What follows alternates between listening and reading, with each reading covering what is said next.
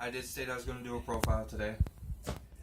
Um, it's pretty much my little twist of a Kozmo deck. Yes, it is a budget version of it. Like I was saying on the video I posted last night, I've tested it against several different decks that I have, even an Inferno deck that I have, and it's done real well. I mean, obviously there's going to be some kinks, there's going to be some brick hands with it, with budget decks, but it works real well. So for those of y'all that don't know what Cosmos pretty much do, you bring out a level 4 or lower Cosmo monster. You can banish it to special summon a level 5 or higher from your hand.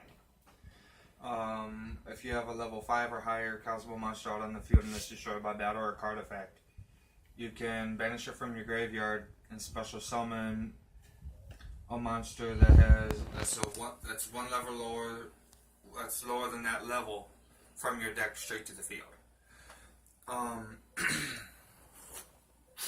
It's pretty much just an easy way of protection and stuff like that. Obviously, once I get into this, it's going to be a little bit more known and easier to know why I do this. Alright, I start off with 3 dog fighters. Obviously, you know what I mean, easy to get out. During the standby phase, I can easily bring out a dog fighter token at 2400 defense. So it actually adds for another defense on the field. And obviously, if it's destroyed, I can special summon out a level 5 or lower Cosmo monster. 1 Dark Destroyer. It's still only at 1, but the effect is actually so freaking good. It's hard for me not to keep this in the deck. It's pretty much once it's no more special summoned, I can target one. Target 1 card on my opponent's side of the field, and I can destroy it. Alright, next are 3 Delta Shuttles. I have these in the deck primarily for reduction of attack of an opponent's monster. So say like I'm facing a Blue Eyes deck and they have Chaos Max in there and that's out there on the field. Well, obviously no, that's a poor excuse. Like Blue Eyes White Dragon. Bring this out, send a monster from my deck to the graveyard. I can actually lower the attack base down to level times 100. 3 Farm Girl. What she does is that when she inflicts damage, I can pay 500 and bring a Cosmo monster from my deck to my hand. And also, this is the first one, which I didn't know. I already go over this, which I should have. But during either player's turn, I can banish this from my side of the field to special summon out a Cosmo monster from my hand. This one's level 4 or higher. Primarily with these, you want to get out the higher leveled monsters because they're going to have better effects and be able to profit you better. I also run 3 Forerunner. Primarily for the fact that during each of my standby phases, I gain 1,000 life points, and also they cannot be targeted by opponent's card effects. Then 3 Good Witches. Again, same thing as Farm Girl, except it's a level 5 or higher Cosmo monster from my hand. And also, I can pay 500 life points once per turn and target 1 monster my opponent controls to change it to face down defense position. So pretty much it takes them from face up attack to a set position. I run 1 Landwalker.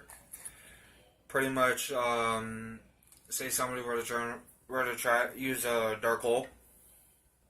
I could just destroy 1 of my Cosmo monsters instead of all of them.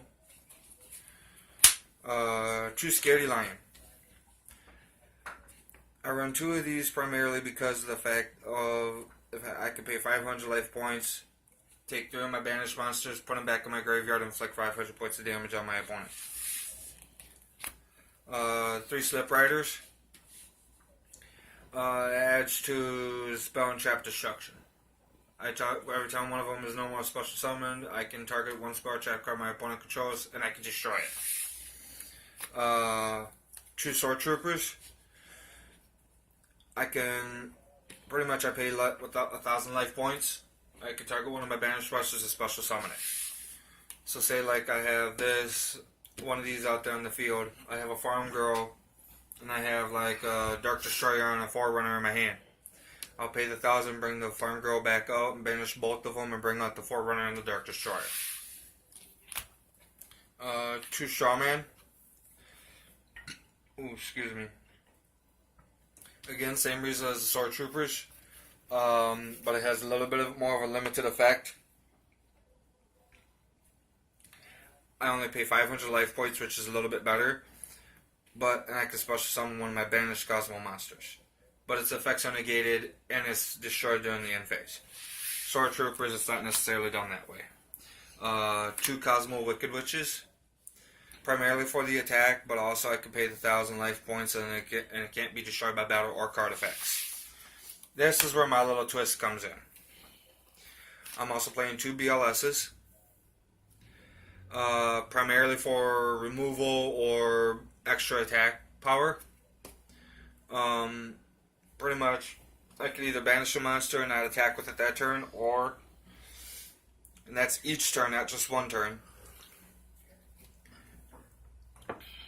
And I can also, or I could turn around and attack an opponent's monster with it, destroy it, and it gets another attack that turn in a row.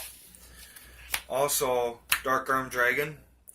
I found it real easy that I could get 3 dark monsters in my graveyard.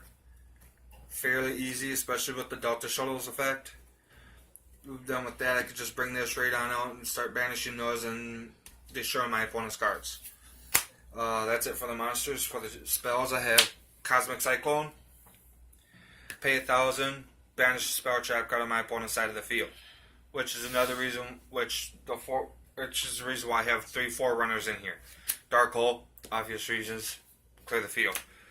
Emergency Teleport allows me to get a level 3 Psychic monster from my deck to the field, which will allow me to get out a lot of my Cosmo monsters easier.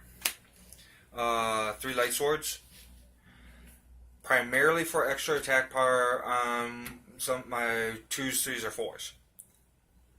And that's in case I can't get out a higher level monster. What this does is this allows me to have 2 attacks with that monster, and that monster gains 500 attack. If the monster that I'm attacking is in defense mode, with this card equipped to that monster that I'm attacking with, if it's over the attack, it does piercing damage. 3 Cosmo Talons.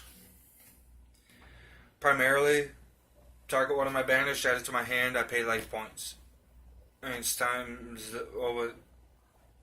I pay life points according to the level times 100. Also, I can shuffle I can reveal any number of Cosmo monsters from my hand and shuffle them into my deck and draw that amount of cards. And also, when I get sent from the field to the graveyard, I can also add a Cosmo card a Cosmo card from my deck to my hand. So with 3 of these, I can easily bring out Light Sworn right back to my hand. Now onto the little traps I have. Damage Condenser. It's an easier way for me to bring out like the Dark Destroyer, the Forerunner, stuff like that. 2 Mirror Force. I needed a little extra destruction in with the deck, but I also didn't want to overwhelm the deck with the destruction, so that's why I only got 2. And then I have a Nutrient Z, in case, like, for those real bricky hands. With the testing I've done, one of these in this deck is perfect.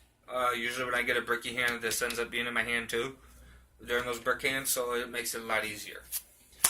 Onto the extra. Now, no, with this deck you don't really need an extra deck, but it makes it a lot. But I've found it can run a little bit easier and get a lot of those more problematic monsters off the field. Gaia Saber, just to open up an extra monster zone for your XYZs. Number 11, to take control of one of your opponent's monsters. So say like they have a kaiju on the field and you don't want them to have it. Remove a material. Take control of that monster kaiju. 2 number 20s, primarily for a little extra beef on my monsters.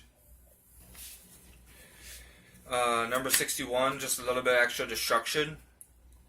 Pretty much remove a material, target a monster, send it to destroy it, send it to the graveyard. If it's sent to the graveyard, opponent loses life points equal to the Original Attack of the Monster. Number 101. This has gotten me out of a couple of the gyms with some of my other decks. It's just way too easy to help out with it and everything, and it pretty much remove 2, take an opponent's monster. It can take you from being at an even advantage to being at a 1-0 advantage with your opponent's monster field.